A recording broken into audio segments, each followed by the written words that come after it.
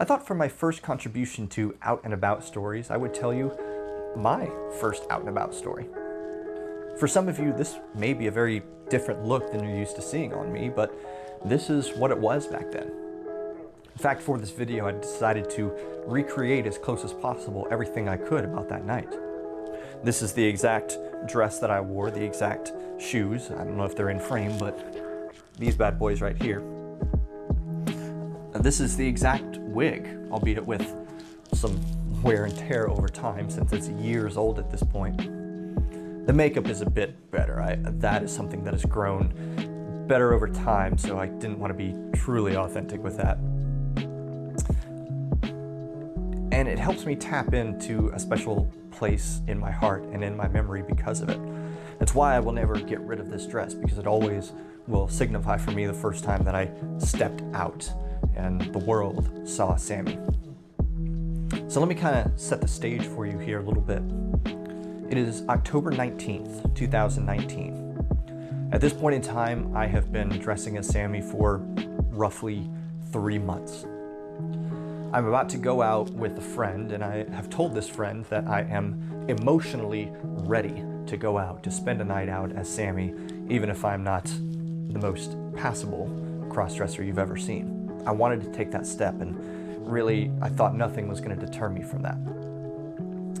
The building I lived in at the time was an internal apartment building, basically meaning that you had to go through the front door to the building itself, and internally you have elevators and staircases to get up to your floor, and everything is connected that way, whereas where I live right now is just an external staircase to get to my building and to the front door.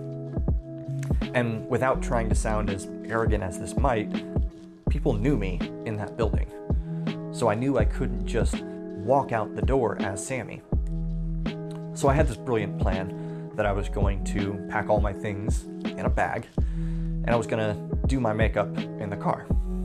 Not driving in the car, but I found an abandoned parking lot somewhere, and I just sat there and I did my makeup. And I was terrified. And that was an ill-advised choice, because the whole time my hands were shaking. I don't know that I actually did anything right that night, but I still did it. And so I threw on the first outfit, which was just jeans and a cute top and some ankle booties, because the plan was that we were going to go to a local mall. We were going to go to Sephora and get one of those mini makeovers that they do for free. And then after that, we were going to go to dinner and see where the night took us. I remember pulling up into the parking lot, and I could not bring myself to get out of my car. And my friend knew that, so she texted me and said, "Would it be better if I came back outside and I got you, and we'll walk in together?" Of course, obviously it's going to be better, but I was much nicer about how I said it. So she came outside, and I finally got out of my car. And I think I was still shaking at that point, and my head was a little bit down. And she says, "Do you need a hug?" Which of course I took. I must have held on to this girl for entirely too long, but it was a comforting thing to help get me prepared for everything that I had signed up for that night. So we walked into the mall together. I grabbed one of those location pamphlets that told you everything about the mall itself. And I was just carrying that around with me. And I think while we were walking the first time, I was just intently staring at it. I could not bring myself to look up and catch people's eye contact, because I thought surely they're gonna know and surely they're gonna say something to me. And so I just sat there, did that the whole way until we actually got to Sephora.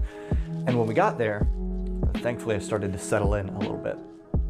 The lady who took care of me was so wonderful. She didn't pass any judgment on me. She simply asked what it was that I wanted to learn that night and how she could help me. I was convinced that I needed to learn how to contour, because at that point in time I had a very incorrect idea of what contouring was. I thought it was something that was going to totally transform my face and give me this full feminine shape that I desired. And I've since learned that it's not that. But what she taught me has sunk in, and it's given me a lot of tips on how I build my makeup nowadays. And I remember just sitting there the whole time, and I loved what she was doing to me, doing for me, but I was still so nervous because I'm sitting in this chair right here, and the door is right here with glass windows, so anybody can just look in and see what's happening. And I thought, surely somebody is staring at me right now. Somebody has something flowing through their mind, and they're just gonna have to say something, or they're gonna take pictures and put me on blast on social media. And so that paper pamphlet that I had, I was sitting there wringing in my hands the whole time, and I tore that thing to shreds just from my nervous energy, trying to do something with it. And when it was all said and done, she showed me the mirror, and I loved what I saw. I smiled. One of the biggest smiles that I put on that whole night. And so she gave me a list of everything that she used, and she said, come back anytime, you can buy these things, and you know what, I can help you with something else. I ended up writing her a really good review because that was a special moment for me, not in just how she helped me, but how she treated me. So we left, and I remember walking out of the mall with my head held high, that I could actually look around and look at other people and not worry about what anybody was thinking or saying or doing. I felt that what that woman had done in the moment had made me the most beautiful person on earth, and there was never going to be any question that I was actually a guy dressing up as a girl. So we left the mall, we went to dinner, did the outfit change, and I threw on this dress and these heels. And again, at that point, I just felt incredible about myself. I was only too happy to ignore a lot of the small things that I had missed, like wearing this black bra, the only one that I owned at the time, but not realizing that, you know, the lace on it kind of shows and it doesn't look great. But I was happy.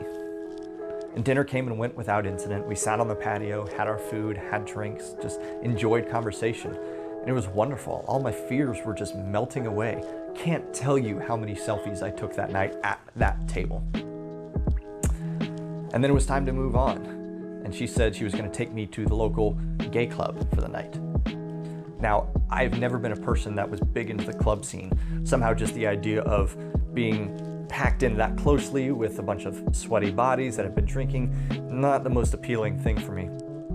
But I said, you know, the gay, we call it the gayborhood here, maybe not the safest place, I will say that, but it was the most accepting place for me to be that night. It was a place that I didn't have nearly as many worries or fears about what people were gonna say or do. And it was only uphill from there. I remember standing in line. While we're waiting to get into this place, I had people approach me and compliment me and talk me up and saying, oh, I love your dress, and I love these heels, and I love everything about the look. And all the fears just melted away at that point. Because it wasn't just that people were talking to me, they were engaging with me as Sami, but they were validating me, whether they knew it or not. So we got inside and we had a couple drinks. We went and sat up on their patio area for a bit and just talked, got a little bit deeper into things of, you know, what is your family gonna say? What are your friends gonna think and say? All these questions that had not crossed my mind yet, but would at some point.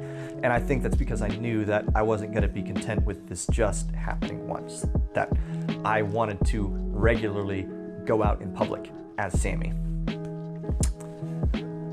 So we moved inside, we watched the drag show, something I had never seen before. I was familiar with RuPaul's Drag Race, but I never actually witnessed it for myself. And it was so much fun. Brand new experiences. And again, just the idea of being out in femme was a realization of maybe not a lifelong dream, but it had been a very long time that I had dreamed about that moment. Drag show was over. We went downstairs. At this point in the night, I wasn't ready for the toll that walking in heels, not just heels, but pumps, was going to take on my feet. And so there were times where I was taking them off and just letting my feet relax and then putting them back on. And that was a poor choice as well. But we went downstairs, got a couple more drinks, and before we called it a night, I said to my friend, would you take some pictures of me? Because I want something to remember this night by. And so we went down towards the dance floor, but on the edges where the lights were going, the music was blasting, everybody was having a good time. And She just took a couple of pictures of me. And I distinctly remember that when she showed me the pictures, she saw me smiling, this gigantic grin, and she said, "I wish you could see yourself looking at yourself right now. It's the most adorable thing I've ever seen."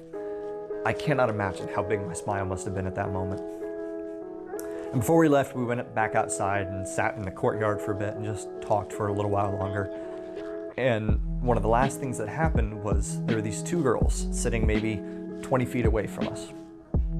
And they were staring. And I do mean staring. And they were doing that whole thing. If they would look, and as soon as I would make eye contact, they would kind of look away, but not really. And then I would see them like lean in and whisper something to each other. And I thought, oh my goodness, like, is this really what it's come down to now?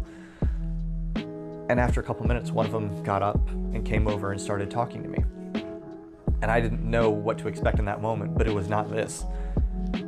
She simply got my attention and said, "Hey, look, my friend over here is way too nervous to tell you this herself, but she thinks you look incredible.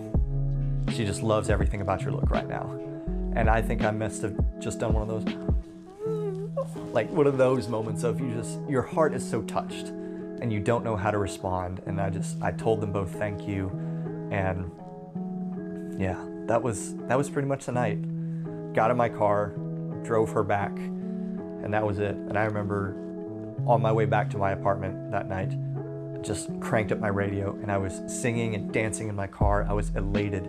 There really is no other way to describe it. It was one of the best things that I had ever experienced as Sami. And there were so few people around to witness it, people I cared about, but it didn't matter, because I was just doing it for me. So yeah, that was my first night out. Maybe not as outrageous as some people's, maybe not as entertaining as some stories that Anna has told so far, but next time around, I will definitely be telling some of the not so good stories and the interactions that have come my way in that time. So thank you for watching this one. Hopefully you got something out of it.